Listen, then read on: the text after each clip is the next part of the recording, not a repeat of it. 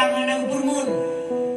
Yang kenyang sana yang nanti ngadu wahai Rasulullah. Dijawab dari Rasulullah. Sadati duduk kata. Nyok penyebab. Ubah bentuk oleh Allah Ta'ala gara-gara berak meninggalkan sembah. Jadi jadi adik. Ya agak-agak biasa. Jadi maka dia jaga sembahyang bergetan. Maka Nabi doa bahasanya, ya Allah, bedu pedu ayat hamba lu dino, umat lu dino ya Allah. Uru akhirat tino nepuru yang hana sembahyang maka dibegah dalam neraka tino. Urang yang dalam neraka kelegenya bentuk ke.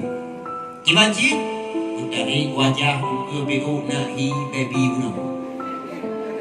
Dari iku gede tu peraya pun kemudian tidak macam-macam kebuat oleh Allah Ta'ala supaya apa nak layak menjadi penghuni neraka. Jadi ni maka sembahyang maka media lewat hai orang siswa media lewat tunggu mestilah rumah tangga mesti tunggu nak ayah nak sembahyang di tunggu ayah pun mak pihak sembahyang tunggu sembahyang mandua ketua apa masa baru mau nak sembahyang kumpung bui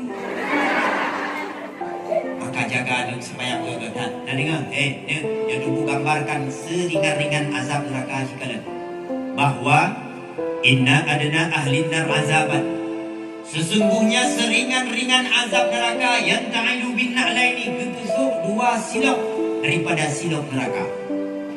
Ketika tusuk dua silap nerakanya, ya beli dimahuhu, menyebabkan udah mendidih dauleh dia. Itu paling ringan azab neraka.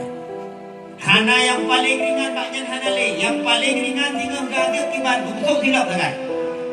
Ketika tusuk silap, silap menyebabkan udah dauleh dia membok mendidih.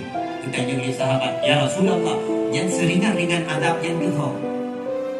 Dijawab oleh Nabi Muhammad, seringan-ringan azab nerakanya yang turut tidak Abu Talib. Abu Talib pada paman Nabi, pakan gazib oleh Allah karena waktu meninggal gopnya hana ucapkan kalimat syahadah secara lahir. Gazib biru, Nabi ganjaran biru. Cuman karena gopnya paman Rasulullah kekuburu dengan kurung yang paling kurung hana le kurung banyak hana pak setel di kompor api kesetel banyak mati.